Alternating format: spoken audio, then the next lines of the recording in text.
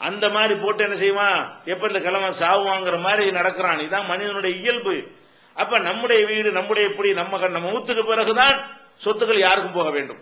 உயிரோட இருக்கிற வரைக்கும் ஏதோ தான தர்மத்துக்கு கொடுக்குறீங்களா கொடுங்க, ஏதோ தொழில்துறை செய்யறதுக்கு பையன் கேட்கிறான்னா கொடுங்க. அப்படி இல்லாம உங்க கையில் அந்த புடி இல்லை என்று சொன்னால் கண்டிக்கவே முடியாது. எந்த தவறையும் நம்ம கேட்கவும் முடியாது. கட்டுப்படமா போய வேலையை பார்த்துக்கிட்டு உன்னைய வீட்டு விட்டு நான் வெளியேற்றினேன், வீடு என் பேர்ல இருக்குது, எத்தனை சம்பவங்களை கேள்விப்படுகிறோம். அப்ப நீங்க எவ்வளவுதான் காதல் வைத்திருந்தாலும், மனைவி மீது நம்பிக்கை வைத்திருந்தாலும், பாசம் வச்சிருந்தாலும் அதை நீங்க குறைக்க வேணாம். புடிய விட்டுறக்கூடாது. புடிய மனசுல உள்ள யாருக்கு தெரியும்? அல்லாஹ்வுக்கு தான் தெரியும். நீங்கள் காதல் வைத்திருக்கிற மாதிரி உங்க மனைவி வைத்திருப்பார்கள்னா அப்படி நீங்க நினைக்கிறீங்க, அவங்க உங்களை அப்படி நினைக்கிறாங்க. உள்ளத்தில் இருக்குன்னு யாருக்கு தெரியும்? அல்லாஹ் ஒருத்தனுக்கு தான் தெரியும்.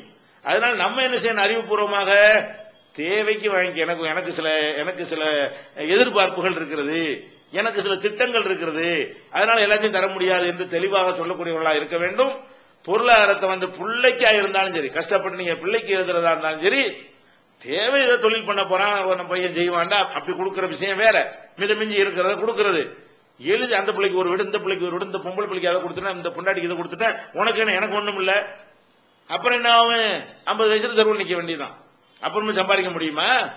அது இல்லாட்டி சோறு கூட கிடைக்காது, மரியாதையும் கிடைக்காது. இந்த முதியோர் இல்லத்தில் இருக்கிற பெரிய பெரிய கோடீஸ்வரர் தாய்மார்கள்லாம் 3 பேர் இருக்கிறாங்க. அதுக்கு என்ன காரணம்? வசதிகள்லாம் இருக்கும், கை விட்டுருவான். ஏன்? புடிய விட்டுட்டாங்க. அவங்க எல்லாம் புடிய விட்டு விட்டார்கள் என்று சொன்னா அது நமக்கு பெரிய பின் விளைவை ஏற்படுத்திவிடும். அதனால அந்த சொத்து பத்துகள் எதுவாக வாங்குறதா இருந்தாலும் நீங்கள் உங்களுக்கு பெயர்ல வைத்து நீங்கள் வாங்கி கொள்ளுங்க. உங்க கையில் உங்களுக்கு பிறகு அவங்களுக்கு தான் போக போகுது. அவங்க பேர்ல எழுதி கொடுத்தாதான் போகணும். அல்லாதான் பங்கு வைக்கிற சட்டத்தை தந்திருக்கிறான்ல. அல்லாஹ் யார் யாருக்கு என்னென்ன கிடைக்கும் என்ற ஒரு சட்டத்தை தந்திருக்கும் பொழுது நீங்க எதுக்கு அதற்காக அலட்டி கொள்கிறீர்கள்? அப்ப பொருளாதாரத்தை அதிகமாக சேகரித்து சொத்து வாங்க நினைப்பீர்களேயானால் இந்த மாதிரி என்ன செய்யணும், நீங்க நடந்து கொள்ள வேண்டும். உங்க பேர்ல மட்டும்தான் சொத்துக்களை வாங்க வேண்டும்.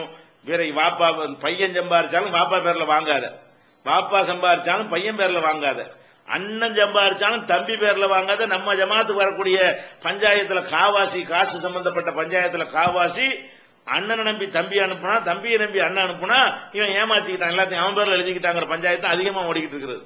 அப்ப நீங்க வாட்டுக்கு அங்க அண்ணங்க சம்பாதிப்பாரு, தம்பி இங்க இருப்பாரு, தம்பிக்கு அனுப்பி வாங்க சொல்றது, அவன் தான் பேருக்கு வாங்கிக்கிடுவான்.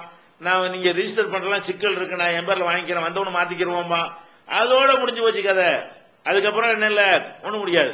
அதுக்கு அண்ணன் தம்பி யாரா இருந்தாலும் சரிதான். பொருளாதாரத்தை புடிய பொறுத்த வரைக்கும் நீங்கள் உங்கள் கையில் தான் வைத்திருக்க வேண்டுமே தவிர, மௌத்துக்கு பிறகுதான் அல்லாஹ்வுடைய சட்டப்படி பிரிச்சு கொடுக்க வேண்டுமே தவிர, இப்படி கொடுத்தால் நீங்கள் தாயகத்திலிருந்து அங்கிருந்து தாயகத்துக்கு வரும் பொழுது நீங்கள் எண்ணி பார்க்க முடியாத சிரமத்தை அடைவீர்கள் என்பதை இரண்டாவதாக நீங்கள் என்ன செய்யணும், புரிந்து கொள்ள வேண்டும். இது ஒண்ணு. மூணாவதாக நம்ம இன்னைக்கு பார்க்கிறோம், வெளிநாட்டில் இருக்கக்கூடியவர்கள் அவங்களுடைய சில பேர் சேமிக்கிறார்கள். சில பேர் ஓரளவுக்கு அதிகமாக சம்பாத்தியம் வரும் பொழுது சேமித்து அங்க இருந்து கொண்டே இங்க சில பேரை நம்பி அதை வாங்குறது இதை வாங்குறது அந்த மாதிரியான அவங்க பேர்ல வாங்குறதாக சொல்லி என்ன செய்யறாங்க, நிறைய பேர் அங்கிருந்து பணங்களை அனுப்பி எதிலையாவது சேர்வது, எதிலையாவது முதலீடு செய்ய சொல்வது, இந்த மாதிரி எல்லாம் நண்பர்களை வேண்டியவங்களை நம்பி பணத்தை ஒப்படைக்கிறார்கள். ஒப்படைச்சா என்ன செய்யறான், இங்க நடத்துற அவன் சொந்த பந்தங்களை இப்படி ஏமாத்துறாங்க, மத்தவன் எப்படி இருப்பான்? அப்ப அங்க இருந்து கொண்டு நீங்கள் சொத்துக்களை வாங்கினா, எனக்கு ஒரு இடம் வாங்கணும், சொத்து வாங்கணும்னா என்ன செய்வான், ஒரு காட்டுல ஒரு இடத்த வாங்கி போட்டுட்டு 10 லட்சம் ரூபாய்க்கு உள்ள இடத்த என்ன செய்வான், 1 கோடி ரூபான்னு சொல்லுவான். சென்னையில அந்த ரேட் இருக்கலாம், கிராமத்துல அந்த ரேட் இருக்காது. கிராமத்துல வாங்கிட்டு சென்னை ரேட்டு சொல்லுவான். நீ பாருங்க 2 வருஷத்துல எப்படி டெவலப் ஆகுதுன்னு பாருங்க. அம்மா இப்படி எல்லாம் நம்பி பணத்தை கொடுத்து ஏமாறக்கூடிய காட்சிகள் எல்லாம் பார்க்கிறோம். வரும்போது வாங்க வேண்டியதானே, பெண் அவசரம் பணத்தை வச்சுக்கிறங்க, வரும்போது அப்ப என்ன இருக்கு அதை வாங்கிக்கிற வேண்டியதானே. யாரையும் நம்பி எதுக்கு பணத்தை அனுப்புறீங்க? ரொம்ப நம்பிக்கையான அசத், ரொம்ப நம்பிக்கையான ஆளு அவர், ரொம்ப நம்பிக்கையான தௌஹீத் ஜமாத், அவருக்கு மாவட்ட தலைவரா இருக்காரு, இவர் மாநில தலைவரா இருக்காரு, அவருக்கு அனுப்பி வைப்போம், நீங்க சேமிச்சு வச்சுக்கிறங்க, நான் வந்தவன வாங்கிக்கிறேன், இப்படி சொல்லி ஏமாந்துட்டு நம்மள்ட்ட பஞ்சாயத்து வருது நிறைய. உங்களை மார்க்கத்தில் அப்படி கொடுக்க சொல்லுது அவங்கள. நீங்க உங்க அக்கௌண்ட்ல போட்டு வச்சுக்கிறங்க, வரும்போது கொண்டு வாங்க. எத்தனையோ வழிகள் இருக்கு பொருளை பாதுகாத்துக் கொள்வதற்கு. இப்படி நம்பி ஏமாறக்கூடிய விஷயங்கள் வந்து ரொம்ப அதிகமா இந்த வேற சமுதாயத்துக்கு செய்ய மாட்டேங்கிறாங்க. நம்ம சமுதாயத்துலதான் இந்த கூறுகட்ட தன்மைகள் எல்லாம் இருக்கு. ஏன் அவர் தௌஹீதுன்றவனே அப்படி அவர் கரெக்டா இருப்பாரு, தௌஹீதுன்னா கரெக்டா தான் இருப்பான். அவன் தௌஹீதுங்கிறவன் நடிச்சானா உங்களுக்கு எப்படி தெரியும்? தௌஹீதுக்காரனா இல்லாம இருந்துகிட்டு தௌஹீதுக்காரன் வேஷம் போட்டிருந்தான்னா உங்களால கண்டுபிடிக்க முடியுமா? அப்ப தௌஹீதுக்காரங்கிற ஒரு பார்வையை வைத்துக் கொண்டு ஏமாந்து போற காட்சியெல்லாம் பார்க்கணும். யாரையும் நம்பி உங்களுடைய பொருளாதாரத்தை அனுப்பி விடாதீர்கள். சொந்த பந்தத்து பேர்லாம் எழுதி வைத்து விடாதீர்கள். உங்க பொசிஷன் யார என்னை கூட நம்பி நீங்க தரக்கூடாது. அதான் சரியான ஒரு முஸ்லீமுடைய நிலைப்பாடு. என்ன, நீ தான் உனக்கு விசுவாசமா இருப்பியே தவிர உனக்கு நான் விசுவாசமா இருப்பேன்னு சொல்ல முடியாது. நானும் மாறிடுவேன். ஒரு நேரம் இல்லாட்டி ஒரு நேரம் மனிதன் என்ன செய்யறவன் மாறக்கூடியவனாக இருக்கிற காரணத்தினால இந்த மாதிரியான ஒரு விஷயங்கள்ல நீங்க என்ன செய்யணும், கூடுதலாக கவனமாக இருக்க வேண்டும். பொருளை ஈட்ட வேண்டும், செலவை குறைக்க வேண்டும், சேமித்து வைக்க வேண்டும். எந்த பொருளை நீங்கள் வாங்குவதாக இருந்தாலும், எந்த சொத்தை வாங்குவதாக இருந்தாலும் அதனுடைய உரிமையாளராக நீங்கள் இருக்க வேண்டும். இதெல்லாம் இதை மட்டும் திட்டம் போட்டுக்கொண்டு தாயகத்துக்கு நீங்கள் வந்தால் ஒரு 5 வருஷம் இருந்துட்டு வந்தீங்கன்னு வைங்க, குறைச்சு பார்த்தாலும் 10 லட்சம் ரூபாய் நம்ம கையில் இருக்கலாம். குறைச்சு பார்த்தாலும் ஒரு 6-7 லட்சம் ரூபாய் கையில் இருக்கலாம். இந்த 7 லட்சம் ரூபாயும் வைத்து நம்மளும் சேர்ந்து உழைத்து, அப்ப நம்ம ஒரு பக்கம் உழைத்து இதை ஒரு பக்கம் முதலீடு செய்து இப்படி ஏதாவது செஞ்சோம் என்று சொன்னால் உங்களுக்கு இவ்வளவு காலம் நீங்கள் அங்கிருந்து சம்பாதித்ததை விட கொஞ்சம் அதிகமாகவே நம்ம நாட்டில் சம்பாதிக்க முடியும். பல வழிமுறைகள் இருக்கிறது என்பதை என்ன செய்யணும், நீங்க புரிந்து கொள்ள வேண்டும். ஒரு கட்டத்திலையும் ஒருவரையும் மார்க்கத்தில் அப்படி இல்லை. சஹாபாக்களுக்கு காலத்தில் என்ன செய்யறது, நீங்க கொடுத்தா ஒரு ரிஹான அடைமானத்தை வாங்கி கொள்ளுங்கள், ஒரு அடமானம் கிடைக்காட்டி என்ன செய்யுங்க எழுதி வைத்துக் கொள்ளுங்கள், நல்லா என்ன செய்யறான் சொல்லி காட்டுகிறான். அப்ப எழுத்து மூலமான ரெக்கார்டு பத்திரம் எழுத்துனா ஒவ்வொரு காலத்திலையும் எப்படி கிளைம் பண்ணணுமோ அதுக்கு தகுந்த மாதிரி எழுதணும். அந்த காலத்துல சும்மா எழுதினாலே கிளைம் பண்ணிக்கலாம். இந்த காலத்துல கிளைம் பண்றதா இருந்தா ஸ்டாம்ப் பேப்பர்ல அதுக்குரிய முறை பிரகாரம் என்ன செய்யணும், அந்த மாதிரி பத்திரத்தின் அடிப்படையில் தான் சில கொடுக்கல் வாங்கல் வைத்துக் கொள்ளணுமே தவிர ஏமாந்து போயிடக்கூடாது. அதுதான் மார்க்கத்தில் அதே ஒரு கட்டளையாக இடுகிறது. இது வெளிநாட்டில் உள்ளவர்கள் கவனிக்க வேண்டிய முதல் விஷயம், பொருளாதார விஷயம். இரண்டாவதாக, வெளிநாட்டிற்கு வரக்கூடியவர்கள் தங்களுடைய குடும்பத்தாரை பற்றி அக்கறை செலுத்த வேண்டும். குடும்பத்தாருடைய நலனில் அக்கறை செலுத்த வேண்டும். அவங்களுடைய ஒழுக்கத்திலையும் பாதுகாப்பிலையும் அக்கறை செலுத்த வேண்டும். அவங்களுக்கு எது நல்லது என்பதை நம்ம தீர்மானிக்க வேண்டும். இந்த விஷயத்துல நம்ம என்ன நடைமுறையில பார்க்கிறோம் என்று கேட்டால், வெளிநாட்டிற்கு ஒருவர் சம்பாதிக்க போய்விட்டார்னு சொன்னா அவருடைய மனைவி அவங்களுடைய தாய் வீட்டிற்கு செல்லக்கூடிய அனுப்பக்கூடிய அங்கே இருந்து கொள்ளக்கூடிய நிலைமையை பரவலாக பல மாவட்டங்களில் நம்ம பார்க்கிறோம். அப்ப நான் வெளிநாட்டுக்கு போய்விட்டேன் என்று சொன்னால் என்னுடைய மனைவி அவருடைய தாய் வீட்டிலேயே இருந்து கொள்வது என்கிற ஒரு நடைமுறை, இது அறிவுக்கு உகந்ததா, இது நல்லதா, இது பாதுகாப்பானதா? காலம் கெட்டு கிடக்கக்கூடிய இந்த ஒரு நேரத்தில் இது மாதிரியான ஒரு நடவடிக்கைகள் அது சமூகத்துக்கு நன்மை தருமா? உடைச்சு பேசுற நீ வருத்தப்பட்டாலும் சரி, என்ன உண்மையோ அதைத்தான் நம்ம உங்களுக்கு சொல்லி கொண்டிருக்கிறோம். அப்ப என்ன நடக்கிறது, பொதுவாக இன்னைக்கு காலம் யாரையும் தடுமாற செய்யக்கூடிய வகையில ஓடிக்கொண்டிருக்கிறது. ஆண்களாக இருந்தாலும் பெண்களாக இருந்தாலும் அவங்க எல்லாம் தடுமாறி தடம் புரளக்கூடிய வகையில் தான் உலகம் சுழண்டு கொண்டு இருக்கிறது. இந்த மாதிரி ஒரு நேரத்தில் ஒரு பெண்ணு அவளுடைய மாமியார் வீட்டில் இருப்பாளே ஆனால் தான் மாமியார் தான் கண்காணிக்கக்கூடியவளாக இருப்பாள். உங்களுடைய ஆண்களாக இருக்கக்கூடிய உங்களுடைய தாயார்கள் தான் வீட்டுக்கு வந்த மருமகளை அவள் சரியாக இருக்கிறாளா என்று ஒரு ஆசிரியருடைய கண்டிப்போடு அவங்க என்ன செய்வாங்க, கண்காணிப்பார்கள். எங்க போனா, எத்தனை மணிக்கு வர்றா, ஏன் போனா, எதுக்கு வர்றா என்கிறதையெல்லாம் கேள்வி கேட்கக்கூடியவர்களாக இருப்பார்கள். என்னென்ன மாற்றங்கள் தென்படுகிறது என்பதை பார்க்கக்கூடியவர்களாக இருப்பார்கள்.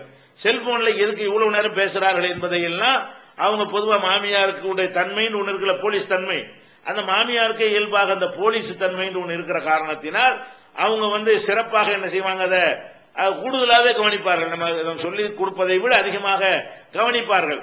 அவங்க இருக்கிறார்கள் என்கிற அந்த உணர்வு கெட்ட ஒரு பெண்ணையும் தவறான வழிக்கு போவதை விட்டு தடுக்கும். மாமியா இருக்கிறாங்க, கணவனுடைய அக்கா இருக்கிறா, கணவனுடைய தங்கச்சி இருக்கிறாள், ஏதாவது நம்ம தப்பு தவறா போய் பார்த்துட்டான்னா நடக்கிறது வேறையாகிவிடும் என்கிற மாதிரியான ஒரு அச்ச உணர்வு. அல்லாஹ்வுக்கு பயப்படக்கூடியவர்கள் ஒழுங்காக நடந்து கொள்வார்கள். அல்லாஹ்வுக்கு பயப்படாம மனுஷனுக்கு பயந்து நடிக்கக்கூடியவர்களாக இருப்பார்களே ஆனால், அது யார் எப்படி இருப்பாங்க நமக்கு தெரியாது. நடிக்கக்கூடியவர்களாக இருப்பார்களே ஆனால் அதை இந்த மாமியாருங்கிற ஒரு போலீஸ் கண்காணிக்கும். அப்ப எந்த ஒரு காரணத்தை கொண்டும் நாம ஊர்ல இருக்கும் பொழுது வேண்டால் சில நாட்களுக்கு தாய் வீட்டுக்கு அனுப்பலாம். குழந்தையை பெற்றெடுப்பதற்காக வேண்டி தாய் வீட்டுக்கு அனுப்பலாம். என்ன அந்த தேவையான வசதிகளை மாமியாரை விட தாய் தான் செய்து கொடுப்பார்கள். அதனுடைய செலவை நம்ம ஏற்றுக்கொள்ளலாம். அதெல்லாம் பரவாயில்லை. 5 வருஷம் தான் 5 வருஷம், 3 வருஷம் தான் 3 வருஷம், 1 மாசம் இங்கே 1 மாசம் அங்கே, இப்படி எல்லாம் பல மாதங்கள் பல வருடங்களே அவங்க தாய் வீட்டில் இருக்கக்கூடிய ஒரு நிலைமையை நம்ம பார்க்கிறோம். ஒரு தாய் தன்னுடைய மகளை இந்த மாதிரிலாம் கண்காணிப்பாளா? மாமியார் கண்காணிக்கிறாள அந்த மாதிரி கண்காணிப்பாளா? ஒரு தப்பு தவறா இருந்து விட்டால் அதை மருமகனுக்கு போன் பண்ணி என் முகம் சரியா இல்லைன்னு சொல்லுவாளா? அது கண்டிப்பாளா? அல்லது கைமையுமாக சில தவறுகள் நடந்து விட்டால் கூட அதை மறைக்குவாளா? அல்லது மருமகன் டெஸ்ட் போட்டு சொல்லி மகளுடைய வாழ்க்கையை வீணாக்குவாளா? அப்ப நம்ம என்ன விளங்க மாட்டேங்கிறோம்? பொம்பளை கேட்பாங்க, இப்படித்தான் இருக்கணும், எங்க வீட்டுல தான் இருக்கணும். அப்ப ஏன்னா நீங்க அந்த இடத்துல இல்லை என்றால் உங்கள் இடத்துல இருந்து யார் அதை கண்காணிப்பார்கள்? அவங்க தானே இருக்கணும். உங்க இடத்துல உங்க தாய் இருக்க முடியும், உங்களுடைய தகப்பன் இருக்க முடியும், உங்களுடைய குடும்பத்தை சேர்ந்தவர்கள் தான் இருக்க முடியும். அப்ப நம்ம பரவலாக பார்க்கக்கூடிய பலவீனம் என்னவென்று சொன்னால், இந்த மாதிரி அவங்கள தாய் வீட்டுக்கு அனுப்பின பிறகு இந்த தாய் வீட்டுக்கு போறது என்பதுதான் பல சீரழிவுகளுக்கும் பல சீர்கேடு. தாய்மார்களே சில தவறுகள் தெரிந்து அவங்க என்ன செய்யறது இல்ல, கண்டு காணாமல் உடந்தையாக இருக்கக்கூடிய செய்திகள் எல்லாம் நமக்கு இன்னைக்கு வந்து கொண்டிருக்கிறது. அதுக்கெல்லாம் காரணம் என்ன? இது மார்க்கம் சொல்லி தரல. ஏன் நீங்க தானே பொறுப்பாளி. ஒரு கணவன் யாருக்கு அவன் தானே மனைவிக்கு பொறுப்பாளியா இருக்கிறான். அப்ப அவனுடைய மனைவிக்கு அவன் பொறுப்பாளியா இருக்கும் போது பொறுப்பை தட்டி கழிக்கிற விதமாக என்ன கஷ்டப்பட்டாலும் சரி, மாமியா கொடுமையா இருக்கு, நான் சரி பண்ணிக்கிறேன், அங்கதான் நீ இருக்கணும், எங்க வீட்டுல தான் நீ இருக்கணும் என்று சொல்லக்கூடியவர்களாக இருந்தால்தான் உங்களுடைய குடும்ப பூ அம்புசக்கும் அகலிக்கும் நாரா, உங்களையும் உங்கள் குடும்பத்தையும் நரகத்தை விட்டு காத்துக் கொள்ளுங்கள். அல்லாஹ் சொல்றான். உங்களை மட்டும் காத்துக்கிற சொல்லல, உங்களையும் காத்துக் கொள்ளுங்கள், உங்கள் குடும்பத்தாரையும் காத்துக் கொள்ளுங்கள். அங்க இருந்து எப்படி காப்பீங்க? இங்க இருந்து காத்துக் கொள்வீங்க. அங்க இருந்து காக்கிறதா எப்படிதான் காக்க முடியும்? உங்களுடைய குடும்பத்தை சேர்ந்தவர்களுடைய பொறுப்பில் தான் உங்கள் மனைவிமார்கள் இருக்க வைக்க வேண்டும். உங்கள் குடும்பத்தை சேர்ந்தவருடைய கண்ட்ரோல்ல இருந்தால் மட்டும்தான் அவர்கள் ஒரு மாணவனுடைய நிலையில இருந்து அவர்கள் தங்களுடைய ஒவ்வொரு நடவடிக்கையும் சரியாக அமைத்துக் கொள்வார்கள். இல்லை என்று சொன்னால் நல்லவர்களும் கூட இந்த சந்தர்ப்பங்கள், யாரும் கேட்காத ஒரு நிலை என்கிற ஒரு சந்தர்ப்பங்கள் அவங்களை கெட்டவர்களாக மாற்றிவிடும் என்பதையும் நம்ம இன்னைக்கு பார்த்து கொண்டிருக்கிறோம். அதனால இதை ஒரு பாடமாக கற்று நீங்கள் எந்த ஒரு காரணத்தை கொண்டும் உங்களுடைய வீடுகளில் உங்க மனைவிகளை இருக்க வைத்து பாருங்கள். இன்னைக்கு நாட்டில் நீங்கள் கேள்விப்படக்கூடிய பஞ்சாயத்துல 95% அடிபட்டு போய்விடும். ஊர் உலகம்லாம் ஜமாத்துல உங்களை கண்காணிக்காது. ஊரு கட்டுப்பாடு போடுறா, என்னத்தை நீ கட்டுப்பாடு போடுறது? ஒரு தாய் ஒரு மகளுக்கு உடந்தையா இருக்கக்கூடிய எந்த கட்டுப்பாடா நிக்குமா? ஊரு கட்டுப்பாடு உலக கட்டுப்பாடெல்லாம் சல்லி காசுக்கு பிரயோஜனம் கிடையாது. நோட்டீஸ் அடிப்பது, அந்த பயான் தெருமுனை பயான் வைக்க போறோம், பயான்லாம் வைங்க, அதெல்லாம் இரையச்சம் உடையவர்களுக்கு. இரையச்சம் இல்லைன்னு முடிவெடுத்துட்டு எப்படி வேணாலும் போகலாம்னு சொல்லக்கூடியவர்களுக்கு இதெல்லாம் ஒரு பயன் தருமா? ஃபதக்கிர் இன்னதிக்ரா தம்பவுல் முமினின், அறிவுரை சொல்லு. மூமின்களுக்கு தான் அறிவுரைகள் பயன் தரும், எல்லாருக்கும் பயன் தராது. அப்ப அறிவுரைகள் தேவை என்பது அது ஒரு வகை. அதெல்லாம் சிலிப்பாயிடுறவங்க, திடீர்னு ஒரு சந்தர்ப்ப வசத்தால் தவறு செய்யக்கூடியவர்களுக்கு தான் அறிவுரை பயன் தரும். அதுவே இயல்பாகி போனவர்களுக்கு அறிவுரை பயன் தருமா? அறிவுரை பயன் தராது. அவங்களுக்கு என்ன இருக்கணும்? கண்காணிப்புகளும் எச்சரிக்கைகளும் காவலும் கட்டுப்பாடுகளும் தான் அவர்களை சரியான பாதையில கொண்டு செல்லும் என்பதை இரண்டாவதாக நம்ம என்ன செய்யணும்? புரிந்து கொள்ள வேண்டும். சில ஊர்களில் பார்க்கிறோம், ஆச்சரியமா இருக்கு. பேருந்துல போகும் பொழுது, கார்கள்ல போகும் பொழுது ஒரு ஊரை கடந்து சென்றா ஊருக்கு வெளியில அங்க ஒரு வீடு, அங்க இருந்து ஒரு 400 மீட்டருக்கு அப்புறம் அங்க ஒரு வீடு, ஒரு 100 மீட்டருக்கு அப்புறம் அங்க ஒரு வீடு. அதாவது எக்ஸ்டென்ஷன் ஊருக்கு வெளியே பெரிய பெரிய பங்களாவை கட்டி அங்க குடும்பத்தை வச்சுட்டு போயிடறான். என்ன ஒரு அறிவு வேணாம்? அதாவது உன் மனைவியோடு நீ வாழும்போது காட்டுல கூட கொண்டு வச்சுக்க. மனைவியை மட்டும் வைத்து இருக்கக்கூடியவன் என்ன பண்றான்னு கேட்டா, ஊருக்கு வெளியே இடத்த வாங்கி போட்டு அந்த இடத்துல பில்டிங்க கட்டி மக்களை குடியேறாமல் தனிமையா காட்டு பகுதிகளை மாதிரி இருக்கிற ரோட்ல போயிட்டு இருந்தா ஒத்த வீடுகளையா பார்க்கிறோம்.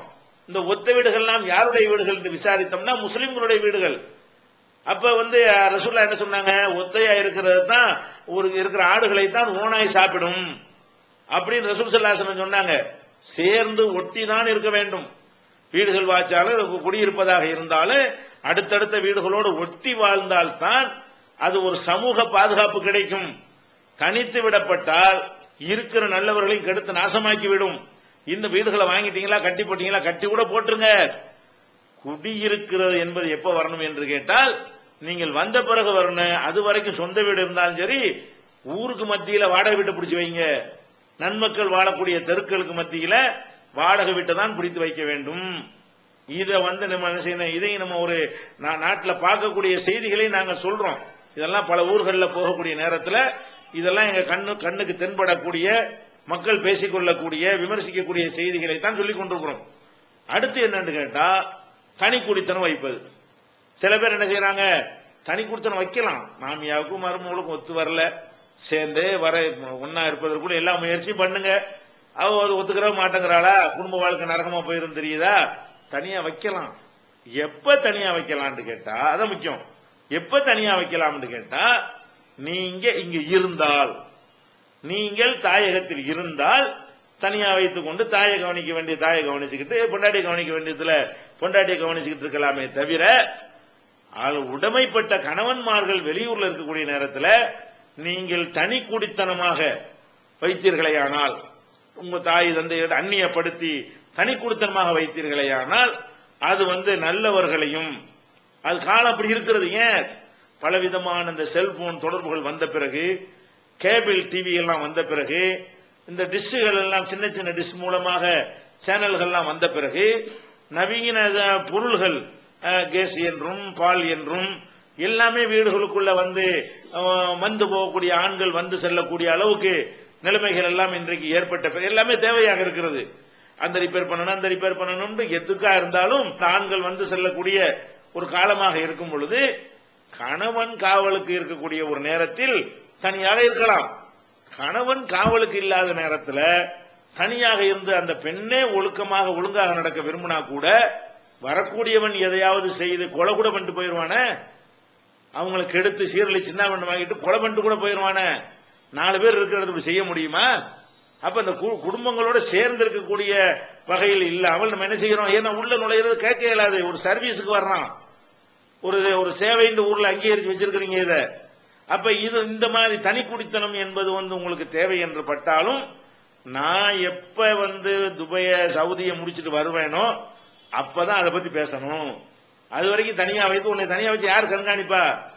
உனக்கு நான் பதில் சொல்லணும். உன்னுடைய விஷயமாக அல்லாஹ் என்னைய கேள்வி கேட்பான், அவனுக்கு நான் பதில் சொல்லணும் என்று சொல்லக்கூடியவர்களாக நீங்கள் இருக்கணுமே தவிர, நீங்க வாட்டுக்கு அவங்க கேட்கறாங்கிறதுக்காக வேண்டி அம்மாவுக்கும் பொண்டாட்டிக்கு ஒத்து வரல, நிம்மதியே இல்ல அப்படிங்கிறதுக்காக பணிந்தீர்களே, ஆனால் அந்த பலவீனம் பயங்கரமான விளைவுகளை, சின்ன ஒரு விஷயத்திற்கு நீங்கள் பயந்து கொண்டு செஞ்சீர்களே, ஆனால் பயங்கரமான விளைவுகளை நம்ம ஏற்படுத்த என்ன செய்யறோம், பார்த்துக்கிட்டு இருக்கிறோம்.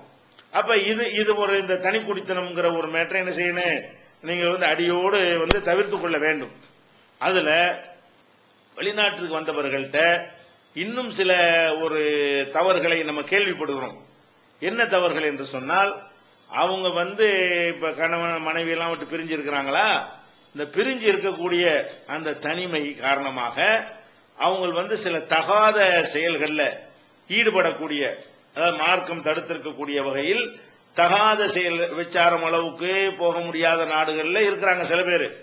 அப்படி போகக்கூடிய வாய்ப்புகள் உள்ள நாடுகளாக இருந்தால் அதுக்கும் மாட்டிக்கொள்ளக்கூடியவர்களாகவும் நம்முடைய சம்பாதிக்க சென்ற இளைஞர்கள் இருப்பதை நம்ம பார்க்கிறோம், கேள்விப்படுறோம். அப்படி இல்லை என்று சொன்னால் அவர்களே ஒரு சுய இன்பம்ங்கிற பேர்ல அவங்க உடல்களை கெடுத்துக் கொள்ளக்கூடியவர்களையும் நம்ம என்ன செய்யறோம், கேள்விப்படுகிறோம். அது பற்றிய கேள்விகள் எல்லாம் வருகிறது, இப்படி செய்யலாமா மார்க்கத்தில் என்று. ஏன்னா மனைவியோட இல்லாத அந்த இழந்துட்டு வந்த காரணத்தினால அது செய்யறாங்க. அதுக்கு என்ன காரணம்னு பாத்தீங்கன்னா, அந்த நாட்டில் உட்கார்ந்துகிட்டு செஞ்சீங்கன்னா ஏத்துக்கவே முடியாதீங்க. அங்க எல்லாம் இப்படி தூண்டிவிடக்கூடிய, வெளிப்படையாக தூண்டிவிடக்கூடிய அம்சங்கள் குறைவாகத்தான் இருக்கிறது. இங்க தொப்புளை காட்டிட்டு நடக்கிறவ மாதிரி அங்க ஒருத்திய நடக்க மாட்டா. அதே மாதிரி இந்த பெண்களுடைய உடைகள் மூலமாக நமக்கு ஒரு சலனத்தை ஏற்படுத்தக்கூடியதெல்லாம் அங்க இல்ல. அங்க நாசமா போறதுக்கு என்ன காரணம்னு கேட்டா, இவன் தேடி போய் உழுவுறான். இவனா வெட்டில் பூச்சிகள் விளக்குல தேடி போய் உழுவுமே, அந்த மாதிரி என்ன பண்றான்னு கேட்டா, அழகா கட்டுக்கோப்பா போகலாம் வரலாம் தூங்கலான்னு இல்லாம நண்பர்களோடு சேர்ந்து கொண்டு இவனா அந்த ப்ளூ பிலிம் பார்ப்பது, பலவிதமான காட்சிகளை பார்த்து அதன் மூலம் கெட்டு போற. தெருவுல பார்த்துட்டு ஒரு மாதிரியா உணர்ச்சி வசப்பட்டு அப்படி தப்பு செய்யறதுங்கிறது இங்க உள்ள சில பேர் செய்கிறார்கள் என்று சொன்னா, அங்க என்னன்னு கேட்டா இவர்களாகவே நண்பர்களை சேர்ந்து கொண்டு அது மாதிரி எல்லாம் நடக்கக்கூடிய காட்சிகளை நாம பார்க்கிறோம், கேள்விப்படுகிறோம். அப்ப இது என்னத்துக்கு ஆகும்? உங்களுடைய ஒரு மன ரீதியான இரையச்சம் என்பது அப்படியே முழுக்க அப்படி அடிபட்டு போய் நம்முடைய உடலும் நாசமா போய் அந்த மாதிரி வரக்கூடிய ஒரு நிலை ஏற்படுகிறது. அதனால எக்காரணம் கொண்டும் நீங்கள் அதுதான் தேவை என்று இருக்குமே, ஆனால் உங்களுக்கு சந்தோஷம், உடல் ரீதியான ஒரு சுகம் தேவை என்கிற நிலையில் நீங்கள் இருப்பீர்களே ஆனால், அது ஃபர்ஸ்ட் என்கிற நிலைக்கு நீங்கள் வந்து விட்டீர்களே ஆனால், உங்களுடைய கடமை விசாவை கேன்சல் பண்ணிட்டு நீங்க பேசாம தாயகத்துக்கு வந்து விடுவதுதான். உங்களுக்கு ஹலாலான மனைவி இடத்துல உங்களுடைய சந்தோஷத்தை அடைந்து கொள்ள வேண்டியதுதான். நானா அந்த சந்தோஷத்தை தவிர்க்கவும் செய்வேன், நானும் அதுக்கு பதிலாக ஒரு ஹராம செய்யவும் செய்வேன் என்றால் அது எப்படி ஏற்றுக்கொள்ள முடியும்? அது ரெட்ட தப்பா போய் விடுகிறது. நீ பிரிஞ்சது ஒரு தப்பு, இப்படிதான் நடக்கும்னு தெரிஞ்சுக்கிட்டே செஞ்சிய அது ரெண்டாவது தப்புன்னு வருமா இல்லையா? அப்ப அந்த மாதிரி சில பேருக்கு அது ஒரு தேவை என்று, அதுதான் முக்கியமான தேவை என்கிற நிலையில் சிலர் இருப்பார்களே. ஆனால் ஊர் உலகத்துக்கு வாழாமல் அவங்க சொந்த வீட்டில் சொந்த நாட்டில் உள்ளூர்ல சம்பாதித்துக் கொண்டு மனைவி மக்களோட சந்தோஷமாக இருந்தால் இந்த தவறுகள் நடக்கிறதுக்கு வாய்ப்பு கிடையாது. அதுல நாம பண்ண ஒரு ஆய்வுல, நாம விசாரித்து அறிந்த ஆய்வுல மனோதத்துவ நிபுணர்கள்ட்டையும் சம்பவங்களையும் பலதையும் தொகுத்து பார்த்ததுல நம்ம நாட்டில் பெண்கள் என்ன செய்யறாங்க, அதிகமான பெண்கள் தடமாறி போயிடுறாங்க. கணவனை விட்டு விட்டு வேற ஒருத்தனுடைய போயிடுறாங்க, 2 பிள்ளையும் போட்டு ஓடி போயிடுறாங்க. இப்படி பலவிதமான சம்பவங்கள் எல்லாம் நடப்பதை இன்றைக்கு பார்க்கிறோம். இதெல்லாம் என்ன காரணம் என்று உள்ள நுழைந்து விசாரித்தால் அதுக்கு காரணம் எல்லாம் இவனாகத்தான் இருக்கிறான். இவன் என்று சொன்னால் நீங்களாகத்தான் இருக்கிறீர்கள். வெளிநாட்டில் சம்பாதிக்க போயிருக்க நீங்களாகத்தான். எப்படி காரணமா இருக்கிறீங்க? நீங்க அங்கிருந்து வர்றீங்கன்னு சொன்னா சில அந்த ப்ளூ பிலிம் மாதிரியான சில விஷயங்களை நீங்கள் பார்க்கிறீர்கள், அந்த மாதிரியான ஒரு தாக்கத்திற்கு உள்ளாகி இருக்கிறீர்கள். இது என்ன பண்றான்? இப்படிப்பட்ட ஒருத்தன் அந்த கேசட்டுகளை கொண்டு மனைவியோடு சேர்ந்து உட்கார்ந்து பார்க்கணும். அந்த கேசட்டுகளையும் அந்த காட்சிகளையும் இவளுக்கு எதுவுமே தெரியாது. பெண்ணை பொறுத்த வரைக்கும் அவளுடைய இளமையில நல்லா தான் இருந்திருப்பா, ஒழுக்கமா தான் இருந்திருப்பா, அவளுக்கு தெரியாது. கணவனை கொண்டு என்ன அடைகிறாளோ அதுதான் வாழ்க்கை, அதுதான் சுகம் என்று அவள் நினைத்திருப்பாள். அவள் இல்லற சம்பந்தப்பட்ட பஞ்சாயத்துகள் வரவே வராது. அவளுக்கு புருஷன் தந்து என்ன சந்தோஷம் கிடைச்சு அவ்வளவுதான் அவள் நினைத்துக் கொள்வாள். உள்ளதான் அவளுக்கு தெரியாது. டிவி டிராமாக்கள் பார்த்தாலும் அதுல எல்லாம் இதுல இதை எடை போட்டு புரிந்து கொள்ள முடியாது. அவள் திருப்தியோடு தான் வாழ்ந்து கொண்டு இருப்பாள். இவன் என்ன பண்றான்னு கேட்டா பலவிதமான காட்சிகளை கொண்டாந்து காட்டும் பொழுது, அப்ப இப்படி எல்லாம் இப்படி பல வெரைட்டியா நம்ம பார்க்கலாம் போல இருக்குங்கிற எண்ணத்தை விதைத்தவன் யாரு? நீ என்ன நினைக்கிற? ஜாலியா 2 பேரும் பார்க்கணும்னு நினைச்சிட்டு பாக்குற. அப்ப அவளை அந்த மாதிரியான மன ரீதியாக அவளை நீ ஆக்கி அவளும் என்ன செய்வாண்டா, தன்னுடைய கணவனோடு அதை ஒப்பிட்டு பார்க்கிறாள். ஒப்பிட்டு பார்க்கக்கூடிய நேரத்தில் நம்மளும் வெரைட்டியா பார்க்க வேண்டும் என்று 1000ல் ஒருத்தி நினைக்க மாட்டாளா? அந்த 1000ல் ஒருத்தியாக நம்ம வீட்டுக்காரி இருந்து விட்டால் அப்படி அச்சம் ஒருத்தனுக்கு இருக்கணுமா இல்லையா? அப்ப எப்படி இது உனக்கு மனசு வருது? உன் மனைவியோடு உட்கார்ந்து கொண்டு இந்த மாதிரி பல அந்த காட்சிகளை சேர்ந்து நீ பார்க்கிறன்னு சொன்னா, நீ பார்த்துட்டு இருந்து தொலைஞ்சாலும் பரவாயில்லை, பார்த்துட்டு போயிடுற. பார்த்துட்டு போன பிறகு இதுக்கு எல்லாத்துக்கும் காரணம் இதுதான். நீங்க எந்த ஊர்ல இந்த முசீபத்தை கொண்டாந்து பரப்புறாங்களோ அந்த ஊர்ல எல்லாம் இந்த முசீபத் அதிகமாக இருக்கிறது. எல்லா ஊர்லயுமா இருக்குது. வேற சமுதாயத்துக்காரெல்லாம் வெளிநாட்டுல போய் இல்லாமையா இருக்கிறான். அங்கெல்லாம் பிள்ளை நீங்க கேள்விப்பட செய்றீங்களா? இல்ல. அப்ப எந்த ஊர்ல இது ஒரு சகஜமாகி விட்டதோ, எந்த ஊர்ல மானங்கட்ட இந்த செயல் சர்வசாதாரணமாக ஆகிவிட்டதோ அந்த ஊர்ல எல்லாம் இது மாதிரியான ஒரு தாக்கம் ஏற்படுகிற காட்சியை பார்க்கிறோம். அப்ப நீ பார்க்கிறது கூடாது. நீ உனக்குள்ள என்னத்தையே பார்த்து தொலைஞ்சிட்டியா முசீபத்துன்னு சொல்லிட்டு ஓந்த போட போனா அது ஒரு ஹராமுல போய்விடும். நீ அதை கொண்டாந்துக்கிட்டு வீட்டுல கொண்டாந்து விட்டு அதை மனைவியோட இருந்து ஷேர் பண்ணி கொள்ளக்கூடிய நேரத்தில் அதுல பலவிதமான காட்சிகளை பார்க்கும் பொழுது பெண்கள் என்ன செய்வாங்க, கம்பேர் பண்ணக்கூடிய நிலைக்கு தள்ளப்படுவார்கள். ஒருத்தனோட மட்டுமே அனுபவித்துக் கொண்டிருந்தால் அவள் கம்பேர் பண்ண மாட்டாள். அவளுக்கு இதான் வாழ்க்கை, நம்ம புருஷன் இப்படிதான் இருக்கும் போல இருக்கு எல்லாம் சொல்லி அதை திருப்தி அடைந்து கொள்கிறாள். இவன் எடுத்து நாசமாக்குனதனுடைய விளைவு நீங்க வெளிநாட்டுக்கு போனதுனால விளைவு ஏற்பட்டதை விட இதுதான் அதிக காரணம். நாங்கள் ஆய்வு செஞ்ச வகையில அதிகமாக காரணம் என்னவென்று சொன்னால் இந்த கலாச்சாரம் உங்களிடத்துல முசீபத்தாக அதிகமான சகோதரர்கள்ட்ட பரவி இருக்கிறது. ஏதோ ஜாலி என்று நினைக்கிற 3 மாசத்துக்கு ஒரு 3 வருஷம் உட்கார்ந்துட்டு 3 மாசத்துக்கு என்ன செய்றீங்க, நல்லா இருக்கிறவங்களை கெடுத்து நாசமாக்கி விட்டு ஓடி வெளியீர்கள். அதனுடைய விளைவு எடுபட்டு போகக்கூடிய காட்சிகளை பார்க்கிறோம். எதனால யோசிச்சு பார்க்க மாட்டீர்களா? ஒன்னு செஞ்சா அதுக்கு என்ன விளைவு ஏற்படும், இப்படி செஞ்சா இன்ன விளைவு, விஷத்தை குடிச்சா சாவு வரும்னு கூட தெரியாதா? இது பார்த்தவன கொஞ்சம் அறிவு செலவழிச்சா கூட இது என்னத்தை ஏற்படுத்தும், இது என்ன மாதிரியான எண்ணத்தை ஏற்படுத்தும்? அப்ப இதெல்லாம் பார்த்து பார்த்து என்னவாகுது, குரூப் மாதிரி இந்த ஈடுபடக்கூடியவர்களாக சில பெண்கள் மாட்டுகிறார்கள் வருது. என்னடா இது எப்படி அந்த முசீபத்து இந்த சமூகத்தில் நுழைந்ததுன்னு பார்த்தா பஞ்சாயத்து அங்க இருக்கிறது. இவன் கொண்டாந்து ட்ரைனிங் கொடுத்திருக்கிறான், இவன் கொண்டாந்து கத்து கொடுத்திருக்கிறான். அந்த மாதிரி எல்லாம் ஒரு பெண்ணோட 4 ஆம்பளை பிடிச்சான்னு வருது, பேப்பர்ல வருது, நியூஸ் வருது. என்ன எங்க இருந்து இது கத்துக்கொண்டார்கள்? இவங்களுக்கு என்ன தெரியும், இந்த சமுதாயத்து பெண்களுக்கு என்ன தெரியும்? அதுக்கு ஏதாவது பல்கலைக்கழகம் இருக்கா, பாடம் சொல்லி கொடுக்கறாங்களா, அல்ல தியேட்டர்ல போய் இது மாதிரி எல்லாம் பாக்குறதுக்கான ஒரு அமைப்பாவது நம்ம நாட்டில் இருக்கிறதா? இல்ல. அப்ப இது இந்த மாதிரியான ஒரு விஷயத்தை என்ன செய்யறீங்க, நீங்க அதிகமான பேர் இந்த தவறை செய்கிறீர்கள். அதிகமான பேர் இந்த மாதிரி பெண்களை உங்கள் குடும்பத்தை நாசமாக்கியது நீங்கள் தான் என்று அடித்து சொல்ல முடியும். அந்த மாதிரி நீங்கள் எங்க எல்லாம் இது மாதிரி தவறு நடக்குதோ உள்ள நுழைஞ்சு விசாரித்தீர்களே ஆனால் விஷயம் இதுவாகத்தான் இருக்கும். இவன் பணம் அதிகமாக அனுப்புவது ஒரு சின்ன காரணமாக இருக்கலாம், மாமியார் கண்காணிப்பு இல்லாது 2வது சின்ன காரணமாக இருக்கலாம், தாய் வீட்டில் போய் இருப்பது 3வது சின்ன காரணமாக இருக்கலாம், தனி குடித்தனம் வைப்பது 4வது சின்ன காரணமாக இருக்கலாம். முதல் பெரிய காரணம் இதுதான்.